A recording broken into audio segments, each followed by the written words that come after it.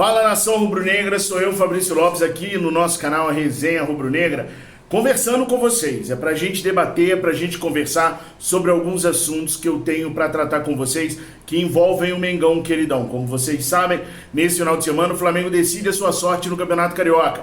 Vamos enfrentar os vice-reinos mais uma vez e ali a gente pode definir o nosso futuro no certame regional.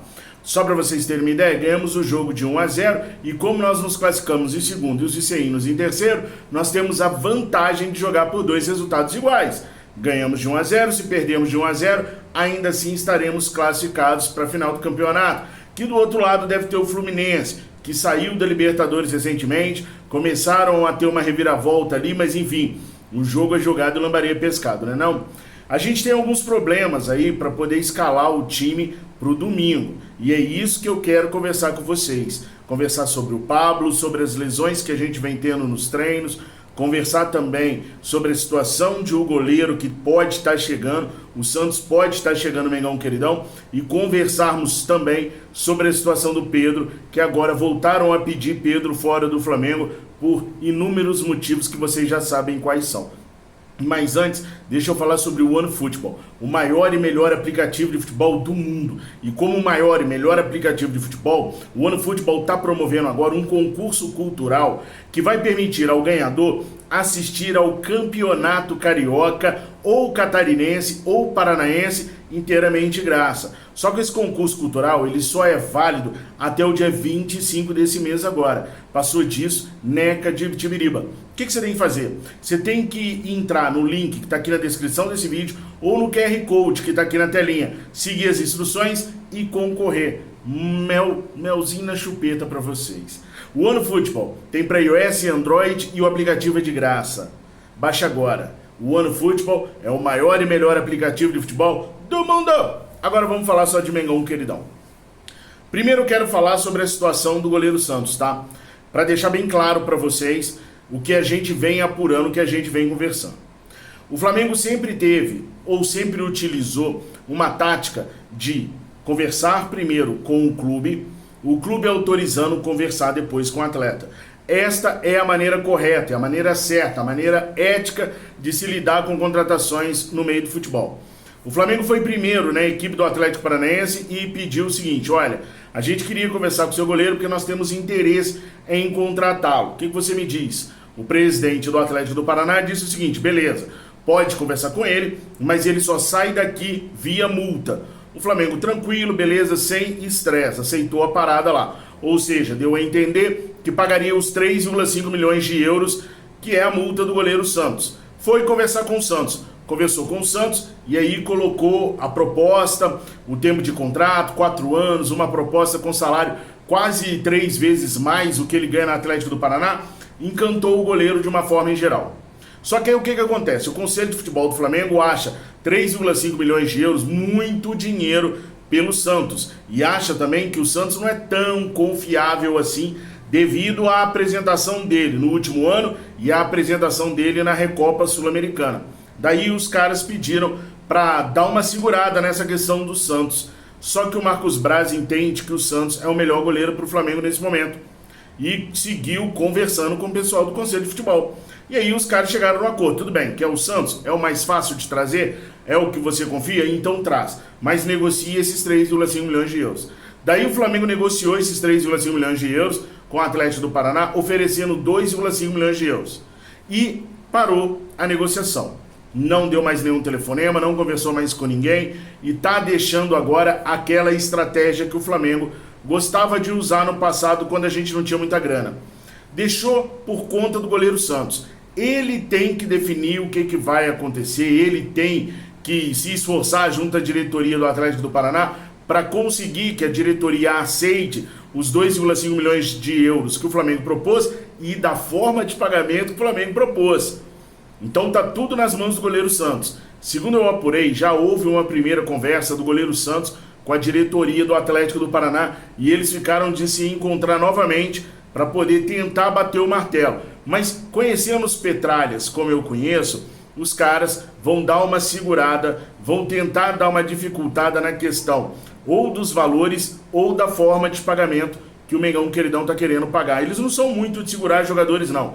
Desde que você chegue num acordo com eles. O que o Flamengo ainda não chegou. O Flamengo se acertou com um goleiro, mas ainda não conseguiu se acertar com os Petralha. E o Flamengo deixou agora a cargo do goleiro Santos tentar fazer os Petralhas aceitar. Neste momento, qual é a situação? A situação é a seguinte: Marcos Braz e o Bruno Spindel esperam uma ligação do Petralha, presidente do Atlético do Paraná, ou do staff do Santos, para eles falarem assim, ó, sinal verde, pode negociar, podemos fazer a negociação do jeito que a gente quer. Pronto, quando isso acontecer, o goleiro Santos tornar-se-á goleiro do Mengão Queridão. Agora, que ele chegue e não se lesione, né, gente? Porque eu gosto de acompanhar as redes sociais, porque a minha grande paixão sempre foi a nação rubro-negra. Muitas e muitas vezes o Flamengo estava horrível, me dando só dor de cabeça, e eu falei assim, não quer saber, chega, não quero saber mais não, só vou torcer no ano que vem de novo. Aí eu via a nação rubro-negra gritando, lotando o Maracanã, cantando, e eu, quando percebia, eu já estava ali torcendo de novo, cantando de novo, apaixonado de novo, porque essa torcida é o que me move nessa paixão louca que é o Mengão Queridão. Bom, então eu estava acompanhando os torcedores, e os caras estão muito preocupados, com toda a razão, como eu também estou, com o que vem acontecendo no Ninho do Urubu. O Pablo, por exemplo, jamais teve uma lesão muito preocupante na carreira. Foi ter a primeira agora no Mengão Queridão. Gente, o Pablo pode ficar até 2 meses fora. É muito tempo por conta do ligamento do joelho direito dele. E aí tem que fazer uma fisioterapia braba. O Flamengo optou pelo tratamento conservador. Vocês sabem o que é? Vocês entendem? Deixa eu explicar então direitinho. Há 2 tipos de tratamento, às vezes até 3 ou mais, mas basicamente 2. A intervenção cirúrgica, onde você vai via cirurgia, e a intervenção conservadora. Quando você vai via cirurgia, pode ser que o atleta volte mais rápido, mas aí o cara já não está com as peças originais. Já foi feita ali uma manutenção, já colocaram uma massa na carroceria do sujeito. Agora, quando você faz o tratamento conservador, através de medicação, o corpo mesmo vai regenerando. E aí você fica com a melhor peça que tem, que é a peça original. É isso que eles estão tentando fazer com o Pablo. Só que o tratamento conservador, dependendo da situação, ele pode ser mais tardio do que o tratamento cirúrgico. E eles optaram pelo tratamento conservador. Mas estranha a nação rubro-negra a forma como aconteceu a lesão do zagueiro Pablo. Foi no treino, de novo. Agora, tem muita gente desconfiada que o Pablo já chegou com esse problema. Tem muita gente me dizendo assim, Fabrício, espia só, o cara teve uma facilidade danada para sair lá do time dele. O time russo não embargou muito não. Combinou ali 2,5 milhões e tal, né, 13 milhões de reais. Foi jogo rápido, foi tão jogo rápido que no mesmo dia que o Pablo chegou, o Pablo já estava no bid, de tão rápido que foi. Será que os caras lá já não sabiam dessa lesão dele e o Flamengo resolveu comprar esse pagode, comprar esse barulho? Não, deixa, vamos apresentar o cara, ele chega aí, pronto, aí a gente vai tratar, vai fazer, vai colocar o cara em campo. Porque daqui a 2 meses, nós estamos aí no mês 4, né? Daqui a 2 meses a gente vai estar no mês 6, no meio do ano. Então a gente aproveitaria o Pablo apenas 6 meses. Nós não conseguiríamos aproveitá-lo agora, na reta final do Carioca, início de Brasileirão, início de Libertadores da América. Então assim, pela maneira fácil que o Pablo deixou o time do Lokomotiv, foi o único jogador que o Lokomotiv deixou vir embora. Foi o único. Nenhum outro estrangeiro saiu do Lokomotiv. É uma parada pra gente pensar mesmo. Esconder lesão, o Flamengo não esconde. Todo mundo que se lesiona, o Flamengo conta, solta nota, fala onde é que foi, às vezes de forma tardia, mas fala. Agora, se realmente ele chega no Flamengo lesionado ou não, aí a gente vai ter que esperar mais um pouco para a gente conseguir saber. Agora, vamos levar em consideração que ele não chegou lesionado. Alguma coisa tem que ser falada para o Paulo Souza. Não pode deixar o treino correr solto desse jeito, o coro cantando, um em cima do outro. Vocês sabiam que no Barcelona tinha um acordo que ninguém encostava no Lionel Messi, no treino? Imagina se você tem um Davi Luiz no treino, o Davi Luiz resolve rasgar a canela do Lionel Messi e deixar o Messi fora de atuação por 1 mês, por exemplo. No PSG tem o mesmo acordo com o Neymar. Não pode rasgar o homem no treino não, porque são jogadores importantes. Então no treino os caras deveriam tomar mais cuidado. Eu não desconfio que esse problema do Pablo foi no treino pelo que aconteceu já com o Thiago Maia. Tem muita gente querendo provar o seu valor no treino, porque sabe que daqui a 2 meses a janela de transferências abre e o Flamengo pode liberar uma galera aí. Por exemplo, o Renezão da Massa. O que o Renezão tá fazendo no Flamengo ainda? Alguém me explica? Nem relacionado pro último jogo ele foi. Ramonzão nunca jogou desde que o técnico Paulo Souza chegou. Vocês têm dúvida que esses caras vão ser negociados? Emprestados? Alguma coisa acontecer com eles? Não tem como, né? E tem mais uma galera aí também que pode sair. Gustavo Henrique. São Paulo de olho no Gustavo Henrique por empréstimo. De novo, aliás. Tem hora que eu acho que é até notícia velha. Da primeira vez que o São Paulo veio atrás do Gustavo Henrique por empréstimo, a diretoria foi clara e objetiva. Não vou emprestar jogador nenhum. Só sai aqui do Flamengo vendido. Para time do Brasil, só vendido. Não faz sentido nenhum você pegar um Gustavo Henrique, que é um bom zagueiro. Não é o que eu achei que ele era, porque eu sempre quis o Gustavo Henrique no Flamengo. Eu vi as partidas dele no Santos e achava ele o cara. Não é. Mas é um baita de um zagueiro, é um bom zagueiro acima dos demais aí no Campeonato Brasileiro. Aí você vai emprestar para o seu rival, para um rival direto, que nem é o São Paulo, que a gente vive tropeçando nos caras? Não vai, não pode ficar tranquilo. Saiu notícia que um time ou outro quer um jogador do Flamengo por empréstimo, o Flamengo não empresta nem o René. Nem o René o Flamengo está emprestando. Imagina um Gustavo Henrique, um Léo Pereira, não vai rolar. Aliás, o Léo Pereira está de volta. Ele cumpriu suspensão na última quarta-feira. Domingo agora ele estará à disposição do técnico Paulo Souza, que deve formar uma zaga com Fabrício Bruno, Davi Luiz e Felipe Luiz, caso o Felipe Luiz esteja bem fisicamente. Se não, Fabrício Bruno, Davi Luiz e Léo Pereira. Agora, deve ser, porque segundo eu apurei nos bastidores, o técnico Paulo Souza está com dúvidas para poder escalar a equipe do Flamengo. E esse é o ponto primordial desse vídeo aqui que eu quero conversar com vocês. Eu já falei um pouco sobre isso, mas foi bem pouco, bem superficial mesmo, no vídeo que eu fiz lá no Fla Nação VP. Aí a gente corre, conversa com um, conversa com outro e vem para trazer uma coisa mais ampla para vocês aqui no Resenha Rubro-Negra. O Paulo Souza estava convicto do esquema de jogo dele, do modelo de jogo dele e vinha seguindo esse modelo. Para esse modelo de jogo dele funcionar, ele precisava trabalhar com 3 zagueiros, 2 alas, 2 volantes, 1 meia armador e 2 atacantes. 3-5-2. Em determinado momento do jogo, um ou o outro ala poderia subir, formando um 3-4-3. O Flamengo estava treinando, atacando assim. Acontece que muitas pessoas criticaram o Everton Ribeiro jogando de ala esquerda. Eu acho que as pessoas que criticaram o Everton Ribeiro jogando na ala esquerda se esqueceram que o Everton Ribeiro não vem jogando nada na meia direita. Eu, inclusive, acho que como meia direita no jogo passado, ele atrapalhou o Arrascaeta. Eu acho que ele tirou o espaço do Arrascaeta, ele preencheu um espaço que não é dele. Porque ele está trabalhando como meia direita mesmo, centralizado. Ele não está caindo na ponta, ele está levando o jogo para o centro. E aí quando você tem um time igual o dos vice-reinos, que lotou a frente do gol de marcador, ali no centro você não vai passar. Como não passamos, ganhamos com um gol de pênalti. Foi um pouquinho de uriudice do nosso treinador, precisava ter aberto o time pelos flancos para que a gente pudesse abrir o time do Vasco e conseguir penetrar com velocidade pelo centro ou pelos flancos. Jogando só pelo centro como o Flamengo jogou, a gente teve muitas e muitas dificuldades. Mas voltando ao caso do Everton Ribeiro, muitas pessoas questionaram o Everton Ribeiro de ala. E ele começou a jogar de ala e parou de ser convocado para a seleção brasileira. Obviamente, o jogador deu o grito, conversou com o treinador e pediu para voltar a jogar de meia direita, porque está no final da sua carreira, tem o sonho de jogar na seleção brasileira, tem o sonho de disputar uma Copa do Mundo, e como ala esquerda ele não ia disputar a Copa do Mundo porque o Tite não tem ala no time dele. Nem sei se o Tite sabe o que é um ala. Mas enfim, aí o técnico Paulo Souza, depois dessa conversa, começou a mudar o esquema do Flamengo. Num primeiro momento ele jogou num 3-6-1, onde ele enfiou a Arrascaeta e o Everton Ribeiro como 2 meias armadores e o Gabigol centralizado. Isso foi contra o Bangu e a gente meteu 6 gols. Contra o Bangu, se ele tivesse escalado o sub-20, a gente ganharia. Era questão de ter um pouco menos de score, mas a gente ganharia.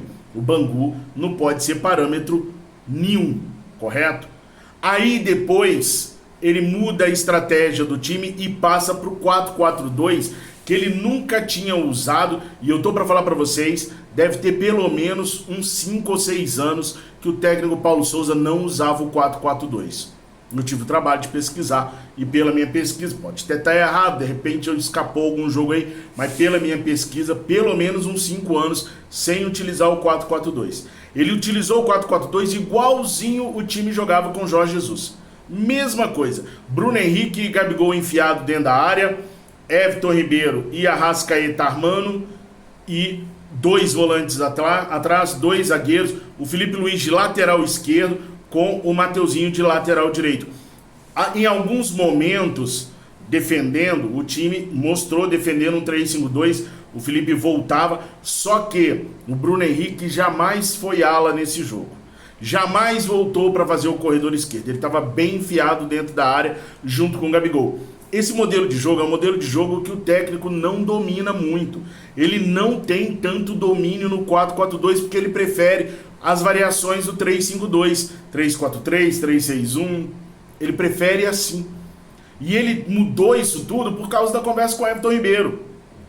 Ah, Fabrício, vai atender o pedido do jogador que quer jogar a Copa do Mundo, o negócio é o Mengão. Eu concordo, para nós que estamos aqui de fora, o negócio é o Mengão. Mas os caras que estão todo dia lá dentro, os caras se afeiçoam aos jogadores, os jogadores com eles, e os caras acabam tentando fazer um plano para aproveitar esses jogadores e não cortarem eles de uma seleção.